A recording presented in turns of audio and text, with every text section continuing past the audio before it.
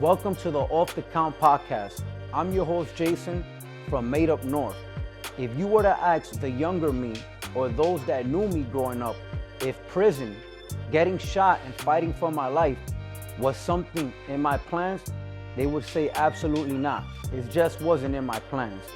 My life has been a testament to resilience, redemption, and overcoming adversity. And I'm excited to share my story with you and invite you to share your inspiring stories as well. So Made Up North, off the count and making it count. How did the name come about? Those of you that have been in the prison system, you know that the term up north is kind of really become synonymous with prison.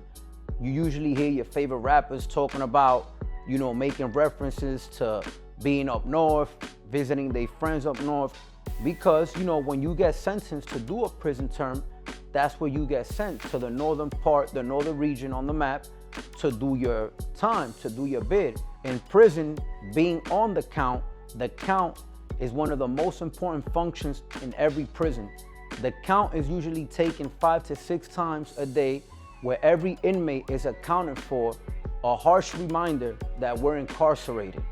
So about 5-6 times throughout the day, you hear the officer yell, "On the count," and at this moment, you have to go to your respected area, whether it's a cell or a cube, so you can be accounted for. Now, when you go home, the same officer from your housing unit has to make a phone call to the general office to let them know inmate such and such has been released and he is no longer on the count. So for me, off the count means freedom, and making it count references the daily choices that you make out here once you come back home to make sure that you stay out here and don't fall into the vicious cycle of recidivism. My primary focus will be interviewing formerly incarcerated individuals who embody the foundation of my movement, which is off the count and making it count.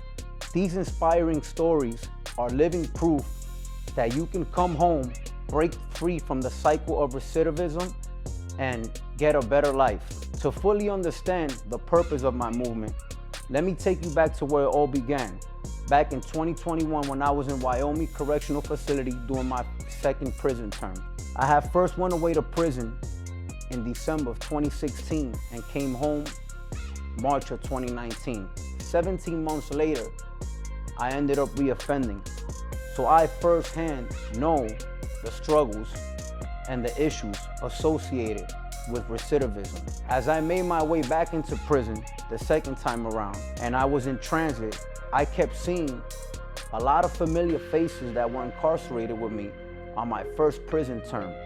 As we were being moved around on transit from prison to prison, picking up and dropping off inmates, as I made my way to Wyoming, where I was sent to do my prison term, I started hearing more and more inmates saying that they were back in prison on a new one, meaning that they were there on a new prison term. I heard individuals saying that they were there on a parole violation.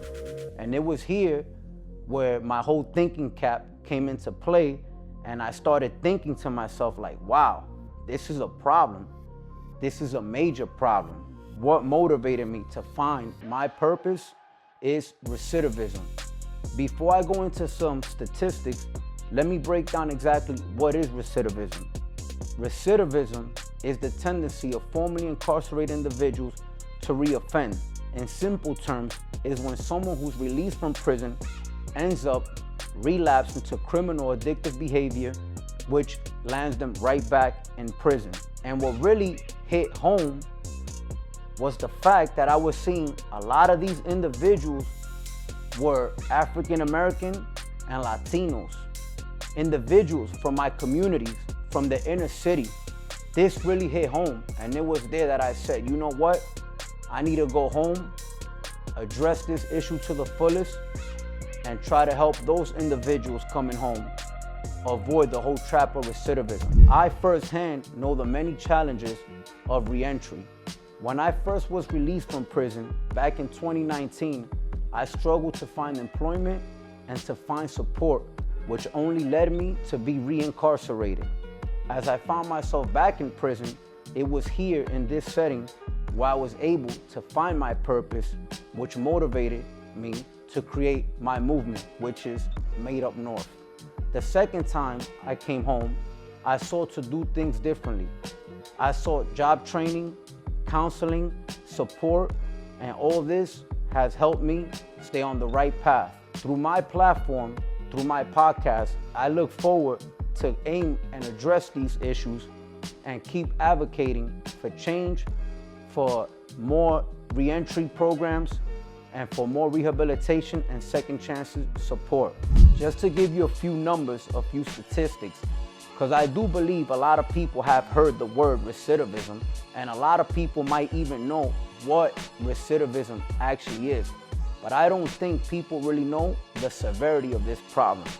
Right now, the current recidivism rate in New York City is at a 43% for 3 years, meaning that 43% of all formerly incarcerated individuals released from prison will in fact reoffend within the first 3 years of being released. If you want to take it further, the recidivism rate in the whole United States is at a staggering 44% per 1 year. According to the National Institute of Justice, 44% of all individuals released from prison will reoffend within the first year. This is outrageous, this is saddening, and this needs to be addressed, and this needs help. So, as part of my purpose and my mission, I am devoted through my podcast, through my social media pages, through a book I'm working on, through many other projects that I'm looking to develop to help those come home and make that successful transition and break free from the cycle of recidivism. I invite you all on this journey to subscribe to my YouTube channels, Made Up North NYC and at Off the Count Podcast. Together, let's form a platform for healing, growth, empowerment, and transformation. Thank you all for listening, and I look forward on sharing your story with the world.